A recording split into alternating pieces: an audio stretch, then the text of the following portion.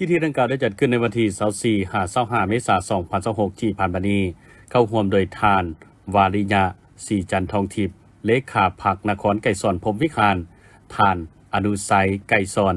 รองประธานคณะกรรมการปกครองนครไกรสอนพรหมวิหารมีบรรดาทานในคณะนำนครอำนาจการปกครองบ้านตลอดฮอดพ่อแม่ประชาชนภายในบ้านเข้าร่วมอย่างมวลซื่นทานน้อยวิไลเลขาพรรคบ้านนายบ้านบ้านพลซิมได้กล่าวว่าการจัดงานบุญบั้งไฟประจำปี 2026 นี้เป็นการจูดบูชาตามฮีตของซึ่งบั้งไฟที่นำมาจูดในครั้งนี้แม้มาจากนักธุรกิจผู้ประกอบการภายในบ้านและนครซึ่งภายในงานได้มีการจัดให้มีหลากหลายกิจกรรมเป็นต้นแมนพิธีแห่ขบวนฟ้อนประเพณีของบ้านขบวนฟ้อนของโรงเรียนมอต้นพ้นซิมและขบวนแห่เซิงบั้งไฟของสาวหนุ่มบ้านทั้งนี้ก็เพื่อเป็นการอนุรักษ์รักษาและเสริมขยายฮิตของประเพณีอันดีงามของท้องถิ่นชาวนครไกรสอนพรหมวิหารก็คือชาวบ้านโพ้นซิม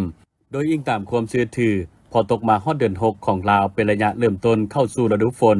ซึ่งพ่อแม่ประชาชนลาวบรรดาเผ่าโดยเฉพาะชาวไร่ชาวนาก็ได้มีการกาเกียมลงไร่ลงนาเพื่อกาเกียมทำการผลิตให้ถึกตามฤดูกาลและตามประเพณีเก่าแก่ที่เคยสืบทอดกันมา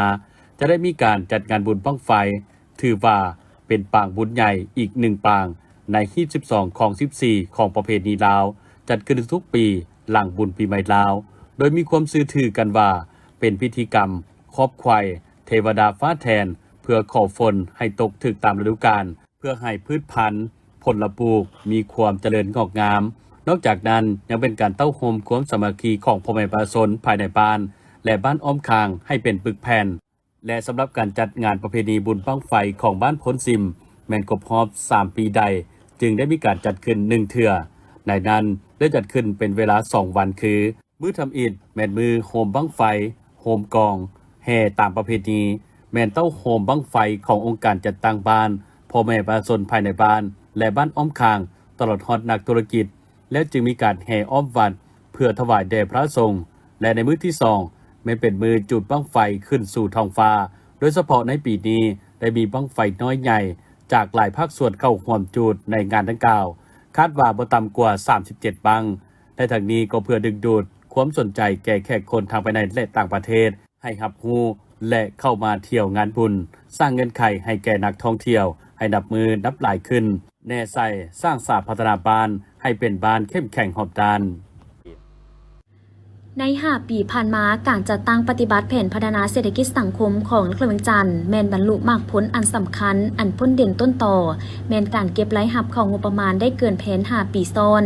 เป็นเงินลื่นแผนรวม 12,000 ตื้อกีบด้านตัวเลขการขยายตัวเศรษฐกิจตามแผนการคาดคะเนเฉลี่ยให้อยู่ในระดับ 7-8 ส่วนห้อยต่อปีแต่การจัดตั้งปฏิบัติตัวจริงเฉลี่ย 5.34 ส่วนห้อยต่อปีซึ่งเห็นว่าลุดแผนแต่แขนงอุตสาหกรรมเพิ่มขึ้นเฉลี่ย7.17 ส่วนห้อยต่อปีแขนงบริการเพิ่มขึ้นเฉลี่ย 2.92 ส่วนห้อยต่อปีอัตราส่วนหนี้สินสาธารณะและหนี้สินลงทุนของรัฐโดยเฉพาะแม่นหนี้สิน 2015 ขึ้นหลังได้รับการแก้ไขลดผ่อนลงแขนงการบริการท่องเที่ยวสามารถดึงดูดนักท่องเที่ยวปฏิบัติได้ลื่นแผน 16.78 ส่วนห้อยด้านทรัพยากรมนุษย์และคงเขตวัฒนธรรมมีผลสำเร็จเป็นต้นแมนอัตราการเข้าเรียนของเด็ก5 ปีอัตราการเข้าเรียนใหม่สุทธิสั้นประถมอัตราเข้าเรียนรวมสั้นมัธยมตอนต้นสามารถบรรลุตามแผนที่วางไว้การพัฒนา4 มือให้มีกำลังแรงงานสามารถจัดตั้งปฏิบัติได้เกินแผนที่วางไว้โครงหลังพื้นฐานจำนวนหนึ่งได้รับการปรับปรุงขึ้นเรื่อยๆสิ่งสำคัญสามารถรักษาได้เสถียรภาพทางด้านการเมืองอย่างนักแน่นสังคมมีความสงบปลอดภัยและความเป็นระเบียบเรียบร้อยโดยพื้นฐานสำหรับแผนการทิศทางของนครเวียงจันทน์ใน5 ปีต่อหน้าจะสืบต่อพัฒนาแผนงานต่างๆให้มีคุณภาพและโรงเรียนปฏิบัติเป้าหมายการพัฒนาแบบยืนยงฮอดปี 2030ของมติกองประชุมใหญ่ผู้แทนองค์คณะพรรคนครเวียงจันทน์ครั้งที่8พันขยายมติกองประชุมใหญ่ครั้งที่12ของพรรคมติ04ทับกมสพว่าด้วยการสร้างเศรษฐกิจเอกราชเป็นเจ้าตนเองในระยะใหม่เพื่อสร้างบาทเลี้ยวใหม่ในการหันเปลี่ยนโครงสร้างเศรษฐกิจจากการผลิตแบบดั้งเดิมไปสู่โครงสร้างเศรษฐกิจแบบใหม่ที่มีคุณภาพสูงไปตามทิศสีเขียวและยืนยง วันกรรมกรสากล1 พฤษภาเป็นขีดหมายแห่งไสชนะในการทวงเอาสิทธิและสวัสดิการพื้นฐานให้แก่ผู้ออกแรงงานทั่วโลกในเวลานั้นผู้ออกแรงงานต้องเฮ็ดเวียกหนักอย่างบ่เป็นธรรมถึง 14-15 ชั่วโมงต่อมื้อภายใต้สภาพแวดล้อมที่เสี่ยงอันตรายชาวกรรมกรได้สร้างคำขวัญ888ซึ่งกลายเป็นมาตรฐานสากลจนถึงปัจจุบันคือ8ชั่วโมงเฮ็ดเวียก8ชั่วโมงพักผ่อนและ8ชั่วโมงห่ำเหียนมาฮอดปี 2026 นี้องค์การแรงงานสากลสามารถสร้างและรับรองสนธิสัญญาเกี่ยวกับแรงงานได้ถึง190ฉบับและมีข้อแนะนำในการปฏิบัติอีก206ฉบับเพื่อรับประกันว่าผู้ออกแรงงานทั่วโลกจะได้รับการปกป้องในยุคปัจจุบันวันกรรมกรสากลบ่แม่นเพียงแต่การระลึกถึงอดีตแต่แม่นการยืนยันถึงความมุ่งมั่นในการส่งเสริมความปลอดภัยและสุขภาพถือเป็นบุริมสิทธิ์สูงสุดในบ่อนเฮ็ดเวียกการเข้าถึงสวัสดิการบ่ว่าจะเป็นด้านการศึกษาสาธารณสุขและการประกันสังคมด้านการจำแนกสร้างความเสมอภาคในด้านอาชีพโดยบ่แบ่งแยกเพศไว้หรือเชื้อชาติสำหรับประเทศลาวของพวกเขากรรมกรชาวผู้ออกแรงงานมีบทบาทสำคัญในการปกปักรักษาและพัฒนาประเทศชาติให้เจริญรุ่งเรืองเป็นกำลังแรงสุขอยู่การพัฒนาเศรษฐกิจสังคมให้เติบใหญ่ขยายตัวและบ่ว่าย้ำใดพรรคและรัฐบาลก็ได้เอาใจใส่ในการสุขอยู่ส่งเสริมและวางนโยบายที่เหมาะสมแก่กรรมกรชาวผู้ออกแรงงานให้ได้รับผลประโยชน์อันเป็นธรรมเพื่อเป็นกำลังใจในการพัฒนาเศรษฐกิจสังคมให้มีความเจริญก้าวหน้าอย่างบ่หยุดยั้งสมเสยวันกรรมกรสากล1 พฤษภาคมรอบ140 ปีอย่างสุดใจอาหารที่บอกควรกินหรือควรหลีกเลี่ยงเพื่อรักษาสุขภาพสามารถแบ่งออกเป็นหลายกลุ่มตามความเสี่ยงต่อร่างกายดังนี้อาหารที่มีความเสี่ยงต่อเชื้อพยาธิและแม่ท้องได้แก่อาหารดิบหรือปรุงแต่งบ่สุกเส้นลาบเลือดก้อยปลาดิบหรือสิ้นดิบเพราะอาจมีเชื้อแบคทีเรียอันตรายและมีแม่ท้องพยาธิใบไม้ในตับนอกนี้ก็มีผักสดที่บ่ได้ล้างสะอาดอาจมีสารเคมีตกค้างหรือไข่แม่ท้องจากดินและน้ำส่วนน้ำดื่มที่บ่ได้มาตรฐานก็พาให้เสียสุขภาพได้ควรหลีกเลี่ยงน้ำประปาที่บ่ได้ต้มสุกหรือน้ำก้อนที่บ่ฮู้แหล่งที่มาที่ชัดเจนสำหรับอาหารที่ส่งผลเสียต่อสุขภาพในระยะยาวแม่นประเภทอาหารที่มีไขมันสูงและของจืดอาหารที่จืดด้วยน้ำมันซ้ำหรือน้ำมันราคาถูกมีไขมันสูงซึ่งเพิ่มความเสี่ยงต่อพยาธิหัวใจและเบาหวานอาหารแปะรูปเส้นใส่กรอกหมูยอหรือซีนกระป๋องเพราะมีปริมาณโซเดียมหรือเกลือและสารกันบูดสูงเครื่องดื่มที่มีน้ำตาลสูงเส้นน้ำหวานน้ำอัดลมซึ่งเป็นสาเหตุหลักของพยาธิอ้วนและระดับน้ำตาลในเลือดสูงอาหารที่มีรสชาติเค็มจัดการกินเกลือหรือแป้งนัวหลายเกินไปเพิ่มความเสี่ยงต่อพยาธิความดันเลือดสูงและพยาธิไตส่วนอาหารที่ควรระวังเป็นพิเศษแม่นอาหารมักดองที่บ่สะอาดเช่นปลาแดกหรือผักดองถ้าขบวนการผลิตบ่ได้มาตรฐานอาจมีเชื้อจุลินทรีย์ที่เฮ็ดให้เกิดอาหารเป็นพิษอาหารที่ใกล้หมดอายุหรือมีกลิ่นผิดปกติควรกวดเบิ่งวันหมดอายุและสภาพของอาหารก่อนกินเสมอตลาดกลางคืนบึงธาตุหลวงเป็นอีกสถานที่ท่องเที่ยวแห่งใหม่ของนครเวียงจันทร์ที่ตั้งอยู่เมืองไซเซธาใจกลางตัวเมืองที่คึกคืนไปด้วยเศรษฐกิจผู้คนการท่องเที่ยวและการค้าการบริการเป็นจุดศูนย์รวมของคนที่มักสีสันในตอนค่ำคืนคาดว่าจะสามารถดึงดูดนักท่องเที่ยวทั้งภายในและต่างประเทศได้เป็นอย่างดีรวมทั้งนักลงทุนจากประเทศต่างๆเพราะนอนอยู่ในเขตเศรษฐกิจพิเศษบึงธาตุหลวงที่มีการลงทุนคึกคืนบรรดาท่านที่มาท่องเที่ยวอยู่ตลาดแห่งนี้จะได้ความเบิกบานมวลซื่นกับการแสดงดนตรีของศิลปินชื่อดังท่ามกลางอากาศอันสดชื่นของบึงธาตุหลวงที่กว้างใหญ่และเย็นสบายพาให้หลายคนอยากไปพักผ่อนท่องเที่ยวในยามราตรีที่มีสีสันพิเศษภายในตลาดกลางคืนบึงธาตุหลวงยังมีอาหารหลากหลายชนิดให้แขกคนได้รับประทานพร้อมกับฟังเพลงที่ม่วนซื่นเหมาะแก่การไปพักผ่อนกับหมู่เพื่อนหลังจากเลิกเวียกงานต่างๆหรือจะพาครอบครัวไปเที่ยวลินรับประทานอาหารค่ำก็มีบรรยากาศที่ดีเป็นตลาดที่มีสีสันสวยงามคล้ายคือกับตลาดกลางคืนแคมป์คลองดังนั้นถ้าหากท่านอยากไปเปลี่ยนบรรยากาศไปสัมผัสกับอากาศแคมป์บึงที่กว้างใหญ่ก็สามารถพาครอบครัวไปเที่ยวชมได้นอกจากอากาศจะปลอดโปร่งเย็นสบายแล้วยังจะได้สัมผัสกับสีสันใหม่ของตัวเมืองนครเวียงจันทร์ที่มีการพัฒนา ทางด้านการท่องเที่ยวอีกด้วย การนำคณะโฆษณาอบรมนครหลวงเมืองจันทร์นำโดยท่านเสด็จดาศรีอัมพรห้องหัวหน้าคณะโฆษณาอบรมนครหลวงเมืองจันทร์ได้ลงเฮ็ดเวียกร่วมกับเมืองไซธานีเพื่อปรึกษาหารือเกี่ยวกับการวางแผนโฆษณาหอบด้านให้ตาแสงสร้างมีไซเมืองไซธานีนครหลวงเมืองจันทร์ซึ่งมีท่านนางสีดาบุญมาห้องเลขาผักเมืองประธานกวดกาผักลัดเมืองไซธานีกองประชุมจัดขึ้นในวันที่27 เมษายน 2026อยู่ที่องค์การปกครองเมืองไซธานีโดยมีบรรดาแขนงการและองค์การเกี่ยวข้องของสองฝ่ายเข้าร่วมกองประชุมครั้งนี้สองฝ่ายได้ปรึกษาหารือและเป็นเอกภาพกันทางด้านทัศนะและทิศทางแผนการใน6โครงเขตเวียกงานหลักจุดสุ่มคือ 1. ด้านการเมืองเห็นดีเป็นเอกภาพในการยกสูงเวียกงานศึกษาอบรมแนวคิดโดยเฉพาะการปลูกจิตจำเนิกหักซาดให้แก่สาวหนุ่มประชาชนในจำนวน24บ้านที่ขึ้นกับตาแสงสร้างมีไซโดยติดพันกับหมุนเสื้อของตาแสง 2. ด้านปกส.เห็นดีให้มีการปลุกระดมขบวนการทั่วป่วงชนเข้าร่วมเวียกงานป้องกันชาติป้องกันความสงบอย่างแข็งแรงเพื่อแก้ไขปัญหาปรากฏการณ์หย่อท่อโดยเฉพาะปัญหายาเสพติดให้ลดน้อยถอยลง 3. ด้านนิติกรรมเห็นดีให้เพิ่มทวีการโฆษณาเผยแพร่กฎหมายและนิติกรรมลุ่มกฎหมายลงสู่รากฐานประชาชนเพื่อสร้างสติเคารพกฎหมายและลดผ่อนข้อขัดแย้งในสังคมพร้อมทั้งเป็นเอกภาพร่วมกันจัดตั้งปฏิบัติอย่างเข้มงวด 4. ด้านเวียกภาคพนักงานมอบให้คณะภาคสืบต่อก่อสร้างหน่วยภาคให้ปลอดภัยเข้มแข็งนักแน่นพร้อมทั้งเอาใจใส่ขยายสมาชิกภาคในทันแถวมหาชนก้าวหน้าให้รับประกันได้คุณภาพและเป็นตัวแบบ 5. ด้านการบริการประตูเดียวเห็นดีให้มีการโฆษณาประชาสัมพันธ์อย่างกว้างขวางเพื่อสุกยุให้ประชาชนเข้าถึงการบริการผ่านกลไกประตูเดียวที่รับประกันความโปร่งใสว่องไวและทันสมัย 6. ด้านการเผยแพร่ข่าวสารเห็นดีให้ปรับปรุงระบบโทรโขงประจำบ้านควบคู่ไปกับการหมุนไส้สื่อสังคมออนไลน์เข้าในการโฆษณาเวียกงานการท่องเที่ยวและการพัฒนาของตาแสงกองประชุมครั้งนี้ได้ตกลงเป็นเอกภาพร่วมกันโดยจะพร้อมกันน้ำเอาเนื้อในจิตใจของกองประชุมไปพันขยายเข้าในแผนเวียกตัวจริงของแต่ละภาคส่วนด้วยความรับผิดชอบสูงเพื่อให้เวียกงานบรรลุผลสำเร็จตามแผนที่วางไว้พร้อมเดียวกันนั้นให้ถือเอาเวียกงานโฆษณาเป็นอาวุธอันแหลมคมในการสุกยุขบวนการพัฒนาตาแสงสร้างมีไซให้กลายเป็นตัวเมืองชนบทใหม่ตามที่ทางที่กำหนดไว้และผันขยายไปสู่การปฏิบัติในต่อหน้าให้มีประสิทธิผลและบรรลุผลสำเร็จตามแผนการ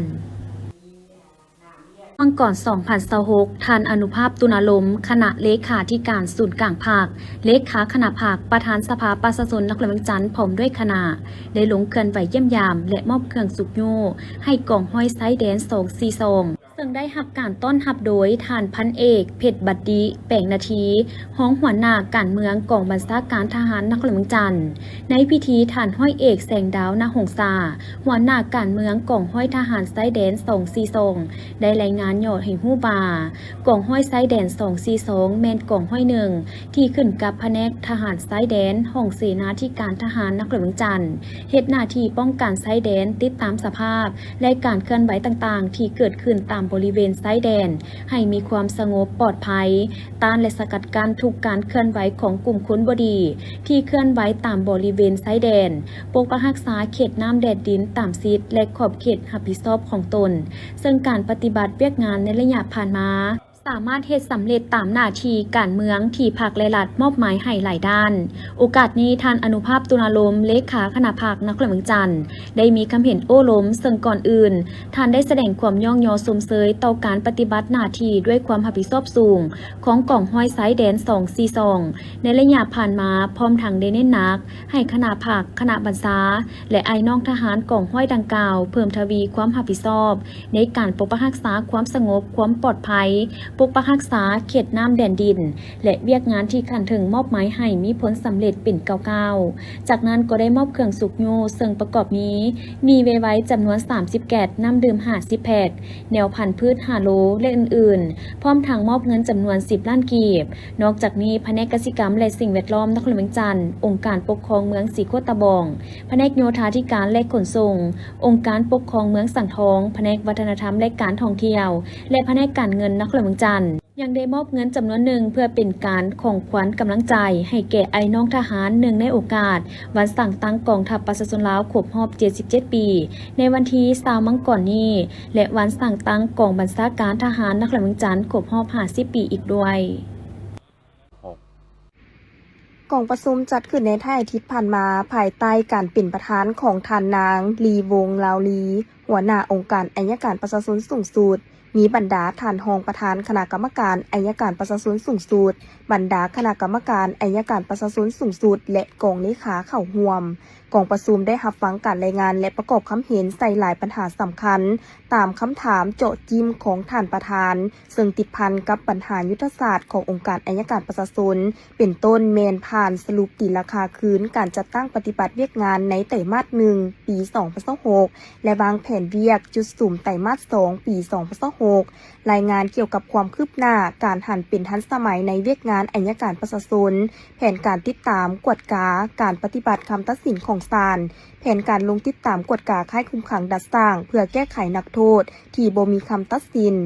การแก้ไขกักขังเกินแผนการประชุมร่วมกับศาลสูงเกี่ยวกับการซี้ขาดให้ศาลท้องถิ่นรับสำนวนจากองค์การอัยการเขตที่บ่มีศาลเขตรายงานการจัดกล่องประชุมร่วมระหว่างองค์การอัยการประชาชนสูงสุดกับองค์การกวดกาแห่งรัฐและความคืบหน้าการค้นคว้าแผนการที่จะออกจากการดำเนินคดีแพ่งในวาระดังกล่าวบรรดาผู้เข้าร่วมได้สุ่มใส่ค้นคว้าและปรึกษาหารือประกอบคำคิดคำเห็นกงไปกงมาแนวใส่เฮ็ดให้องค์การอัยการประชาชนนับมือเติบใหญ่เข้มแข็งได้รับการพัฒนาและรับประกันการปฏิบัติภาระบทบาทสิทธิและหน้าที่ขององค์การอัยการประชาชนตามกฎหมายเฮ็ดให้กฎหมายได้รับการเคารพและปฏิบัติอย่างถูกต้องและเป็นเอกภาพแนวใส่ปกป้องผลประโยชน์ของรัฐสังคมสิทธิและผลประโยชน์อันชอบธรรมของพลเมืองเฮ็ดให้สังคมมีความสงบและความเป็นระเบียบเรียบร้อยเพิ่มทวีนิติธรรมประกอบส่วนเข้าในการปกปักรักษาและสร้างสรรค์พัฒนาประเทศชาติตามทิศทางก้าวหน้าและทันสมัยแผนกยุทธการและขนส่งแขวงสมทบกับสหพันธ์กรรมบาลแขวงสารวันจัดงานสัปดาห์แห่งชาติด้านความปลอดภัยทางหลวงประจำปี 2026 ทิศพันกับการเฉลิมฉลองวันกรรมกรสากลครบรอบ140 ปี วันที่ 1 พฤษภาคม 1886 หา 1 พฤษภาคม 2026 ขึ้นอยู่ที่สโมสรของแขวงโดยการเข้าร่วมของทานดาววงศ์พรแก้วเลขาคณะบริหารการพรรคแขวงประธานสภาประชาชนแขวงมีบรรดาห้องเลขาพรรคแขวงคณะประจำแขวงกรรมการพรรคแขวงหัวหน้าแผนกของหัวหน้าแผนกองค์การเทียบเท่าบรรดาคณะกรรมการด้านความปลอดภัยทางหลวงขั้นแขวงพนักงานทหารตำรวจนักเรียนนักศึกษากรรมกรสาวผู้ออกแห่งการตลอดฮอดพ่อแม่ประชาชนหาบานในเทศบาลแขวงเข้าร่วมการจัดงานสัปดาห์แห่งชาติเป็นหนึ่งในกิจกรรมที่แสดงให้เห็นถึงความเป็นห่วงเป็นใยความเอาใจใส่และความรับผิดชอบของแขวงต่อกับเวียกงานความปลอดภัยทางหลวงทางเป็นการจัดตั้งปฏิบัติกฎหมายว่าด้วยการจราจรทางบกยุทธศาสตร์แห่งชาติด้านความปลอดภัยทางหลวงและมติองค์การสหประชาชาติเกี่ยวกับการปรับปรุงความปลอดภัยทางหลวงในทั่วโลกเพื่อโฆษณาสร้างสติและปลูกจิตสำนึกให้กับประชาชนทุกชั้นคนทั่วสังคมเห็นได้ภัยอันตรายของการละเมิดกฎระเบียบจราจรเป็นต้นการขับขี่รถไฟการดื่มสิ่งมึนเมาแล้วขับขี่เป็นสาเหตุส่วนใหญ่ในการเกิดอุบัติเหตุเห็นได้ผลกระทบและผลสะท้อนของการเกิดอุบัติเหตุต่อการดำรงชีวิตของคนในสังคมต่อเศรษฐกิจและการพัฒนาวันกรรมกรสากลก็เป็นอีกวันหนึ่งที่มีความหมายความสำคัญต่อกับกรรมกรสากลก็คือสนสันกรรมกรลาวในปัจจุบันสภาพการของโลกและภาคพื้นได้มีการผันแปรอย่างซับซ้อนวสพแมนเขตอาซีแปซิฟิกได้มีหลายปัญหาเกิดขึ้นเป็นต้นปัญหาความขัดแย้งปัญหาเศรษฐกิจสังคมที่ให้ผู้ออกแรงงานในทั่วโลกก็คือชนชั้นกรรมกรลาวได้รับผลกระทบในหลายด้านเช่นการคดขี่ขูดขีดทางด้านแรงงานรายรับต่ำค่าครองชีพเพิ่มขึ้นสูงส่งผลกระทบต่อการดำรงชีวิตของกรรมกรและผู้ออกแรงงานในทั่วโลกผู้ออกแรงงานลาวโดยเฉพาะแม้นการปรับปรุงค่าแรงงานบ่ทันแท้เหมาะกับสภาพการเปลี่ยนแปลงไปในแต่ละระยะจึงเป็นสาเหตุเฮ็ดให้ผู้ออกแรงงานมีการเคลื่อนย้ายออกจากประเทศเพื่อไปซอกหาวิกฤตงานทำอยู่ต่างประเทศนับมื้อนับหลายขึ้นสถานองค์การกรรมบาลในนามองค์การต่างหน้าผู้ออกแรงงานได้สมทบกับคณะกรรมการแรงงานแต่ละขั้นคนครัวปรับปรุงค่าแรงงานขั้นต่ำให้แก่ผู้ออกแรงงานในระยะที่ผ่านมาทั้งหมด10ครั้ง โดยเริ่มจาก 26,000 กีบจนถึง 2,500,000 กีบเป็นต้นมาเพื่อปกป้องสิทธิผลประโยชน์ทางด้านกฎหมายผู้ออกให้งานได้เข้าถึงการปกป้องทางสังคมและการปกป้องสิทธิพื้นฐานดีขึ้นเป็นก้าวๆในตอนท้ายก็ได้มีการตัดแถบภาพเปิดงานอย่างเป็นทางการพร้อมทางร่วมกระบวนการอย่างเพื่อสุขภาพในจุดที่ได้กำหนดไว้ภายในงานยังได้มีการจัดกิจกรรมถามตอบความรู้พื้นฐานเกี่ยวกับจราจรพิธีได้จัดขึ้นในวันที่23 มีนาคม 2026 โดยการเข้าร่วมของศาสตราจารย์ปริญญาเอกกิแก้วไข่ค้ำพิทูลกรรมการกรมการเมืองศูนย์กลางภาคเลขาคณะบริหารงานภาคประธานศูนย์กลางแนวลาวต่างชาติมีบรรดาคณะบริหารงานภาคศูนย์กลางสหพันธ์กรรมบาลลาวพร้อมด้วยหัวหน้ากรมห้องกรมและภาคส่วนที่เกี่ยวข้องเข้าร่วมในพิธีได้ผ่านมติตกลงและคำสั่งของกรมการเมืองศูนย์กลางภาคเลขที่ 37/กมสพเลขที่ 21/กมสพและเลขที่ 32/ปปทซึ่งมีเนื้อในสำคัญคือ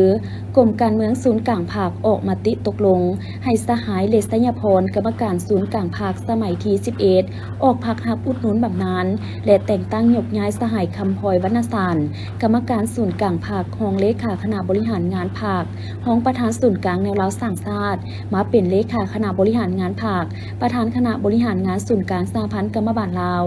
จากนั้นก็ได้เซ็นบทบันทึกมอบหับหน้าที่ระหว่างสหายเลษยพรกรรมการศูนย์กลางภาคสมัยที่ 11เลขาคณะบริหารงานภาคประธานศูนย์กลางสหพันธ์กรรมบาลลาวผู้เก่าและสหายคำพลอยวรรณสารกรรมการศูนย์กลางภาครองเลขาคณะบริหารงานภาครองประธานศูนย์กลางแนวลาวต่างชาติผู้ใหม่เพื่อรับผิดชอบหน้าที่ใหม่อยู่ศูนย์กลางสหพันธ์กรรมบาลลาวอย่างเป็นทางการโอกาสนี้ศาสตราจารย์ปริญญาเอกกีแก้วไข่ค้ำพิทูลได้ให้เกียรติโอ้ล้มและตีราคาสูงต่อความรับผิดชอบของทั้งสองสหายที่ได้ทุ่มเทสติปัญญาเข้าในการนำพาซี่นำเวียกงานของภาครัฐในระยะผ่านมาพร้อมกันนั้นสหายก็ได้เน้นให้ผู้ที่มารับหน้าที่ใหม่จงสืบต่อเพิ่มทวีความสามัคคีภายในให้แน่นแฟนและตั้งหน้าพันขยายเวียกงานกรรมบาลให้มีบาทก้าวขยายตัวใหม่อย่างเข้มแข็งสืบต่อยกสูงพระบทบาทการนำพาซี่นำต่อหน้าที่การเมืองที่ได้รับมอบหมายถือเอาเวียกงานศึกษาอบรมการเมืองนำพาแนวคิดให้มีความเข้มแข็งนักแน่นเพิ่มทวีความสามัคคีภายในหมู่คณะปฏิบัติหลักการรวมศูนย์ประชาธิปไตยมีความเป็นเอกภาพภายในทุกโครงเขตเวียกงานตั้งหน้าปรับปรุงก่อสร้างกลุ่มกองให้มีความเติบใหญ่เข้มแข็งเฮ็ดเวียกอย่างมีหลักการวิทยาศาสตร์มีแบบแผนและทันสมัยเพื่อเฮ็ดสำเร็จหน้าที่การเมืองที่ภาครัฐมอบหมายให้บริษัทผลิตจำหน่ายเครื่องกีฬา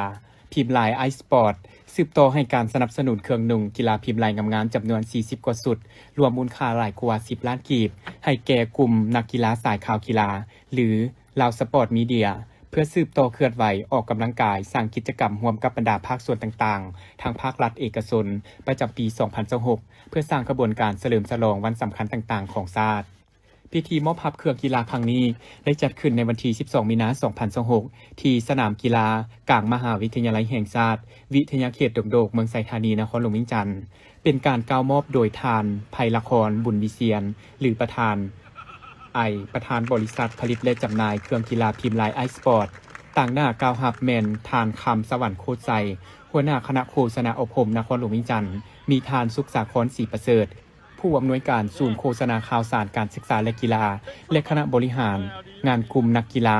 สายกีฬาตลอดฮอดสมาชิกสื่อมวลชนทุกภาคส่วนเข้าร่วมเป็นสักขีพยาน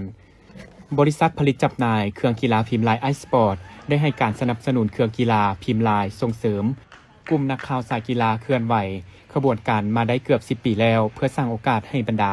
นักข่าวสายกีฬาได้พบปะแลกเปลี่ยนประสบการณ์ด้านการเฮ็ดข่าวและถ่ายรูปโดยเอากีฬาเป็นสื่อกลางพร้อมกันสร้างให้มีสุขภาพแข็งแรงกลายเป็นกระบอกเสียงสำคัญให้แก่สังคมเราตลอดไปหลังจากพิธีมอบหับสำเร็จแล้วก็ได้มีการแข่งขันเตะบาส